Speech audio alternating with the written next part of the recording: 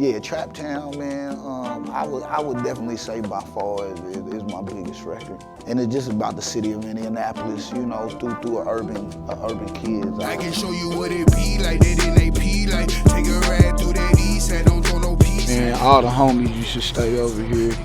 You know, right now we in Warren District, Warren Township, Far East Side. We got it out the wood, and how you load it. I can tell you about that nap town.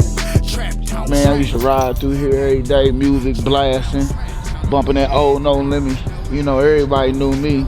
You know, rapping to Donnie, you know what I'm saying? That's how you want to do, rap. You know, but yeah, this is where it all started, right over here though. Rally did a sweep last week, clean the streets, got the city looking like a ghost. You know, some of the things that I had to go through, you know, like the part where I say, you know, my first track was in a crack house, you know, that was real. You know, some of my first music I recorded in a dope house.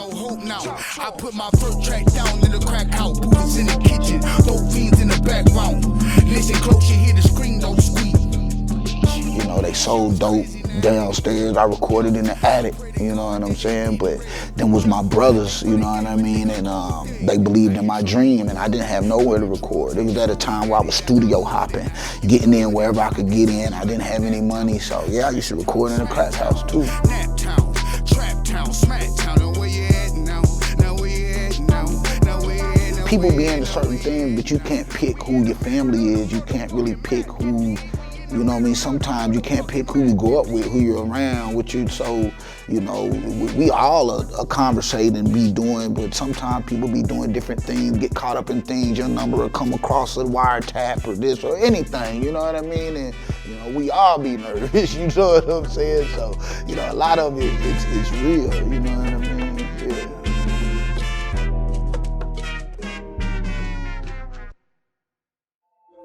Welcome to Trap Town. Yeah, did my city, baby. It creep the whole hood lit. I got them going crazy. Play with me and push it. Well, man, the name Trajik, I came from battle rapping. That's how I started, you know what I mean? That's where it all started, just battle rapping and stuff. And, you know, back then, man, everything was just hardcore. You know, if you know, your name, it had to represent something rough, rugged, and raw. You know, and that's what I came up with. I came up with Trajik. I mean, every time it was just tragic, man. I was killing boys in the battles. I go to school, cutting boys up in the lunchroom. You know, anywhere I could get a battle, man. I go, man, to Philadelphia battling. I mean, I was everywhere, man, just battling, man, just trying to make a name for myself. And Trajik was what I stuck with. I actually had a few other names, you know what I mean? But Trajik is the one that actually stuck with me. I grew up on West Coast music, you know what I mean? I grew up on, cause my brother, I got an older brother, you know, he's like 4 or 5 years older than me, and I used to have to listen to everything he listened to. He'll wake up in the morning, man, put it on max, and they put it on repeat. He'll leave the house and be gone, I'll still be asleep. That stuff be loud as I don't know what, just playing over and over, man. I used to, the SIBO, E40, you know, Too Short, obviously Tupac, Snoop Dogg, Mac Mall, Brother Lynch Hung, Spice One. They got to the point where I would go to school and recite these records to people. And they'll go buy the tape, and they'll come to school the next day and be like, man, this isn't as good as you was saying it was, or how you was making it sound, you know what I mean? And then it was just like, after a while I caught on and was like, man, maybe I should write some lyrics for myself. I'm a Rondo representative with original lyrical flow, so cold. Down there, you know, you got a basement, you know what I'm saying? There, I wrote my first rap in that basement right there, man. Man, I was in class, you know, writing raps. You know, what I would do is I would go to the store, buy the old, you know, the Maxwell discs or whatever, CDRs. And man, I slid it right up at the top, just enough to slide the case out without damaging the plastic. You know, I put my little insert in there. I slide that thing right back on top, man. Put a little glue or something, however I would seal it. And I'll seal it closed and I'll go out and sell it for $10. I was in a rap group. We was called the Raw Dogs. I actually got it tatted on me. You know what I mean? This was my first tattoo at the age of 16. I ran away. I was doing whatever I was doing, and hell, I got a tattoo, you know. It was me and my guy John Conte Jr. You know, which he's a song producer. You know, multi-platinum. You know what I mean? Grammy Award winner. You know, he did all the beats, and I was the stronger rapper because I didn't make the beats. But you know, him doing the beats and rapping, that would make up for his lack of rap or whatever. So I felt like we were here. And man, I'll never forget, man, we had a contest, man. One day came and we were supposed to pick up some paperwork from the contest and let us know, you know, what day we go and this and that. He didn't show up that day. He did something else. And I got on that stage, man, and man, I rapped that new solo song. It was called "In a Blow." They stopped the line like, wait a minute, do you got more music? I'm like, yeah, I got more music. They was like, go to the car and get whatever other music you had. Grand finale ended up being in New York, which I won that too, you know what I mean? And they got me my first record deal with Virgin Records. You know, I was underage.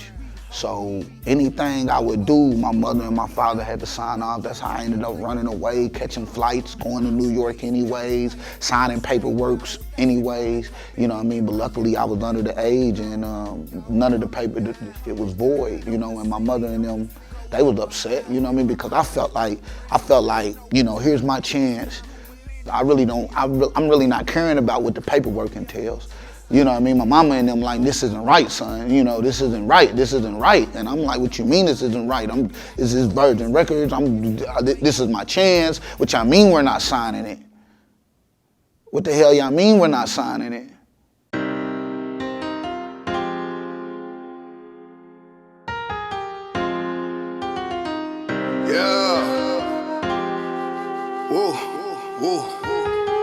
Big Trajik. It's the comeback kid. Comeback kid. It's the comeback kid. The comeback kid.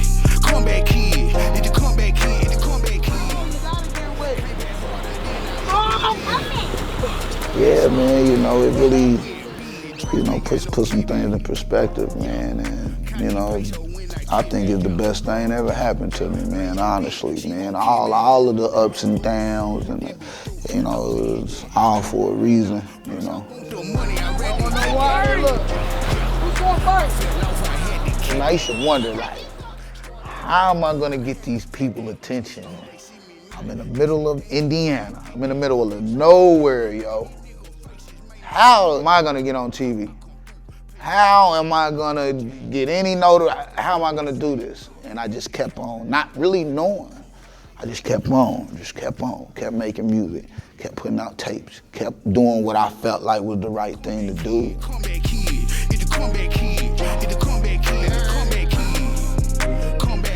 I don't know, man.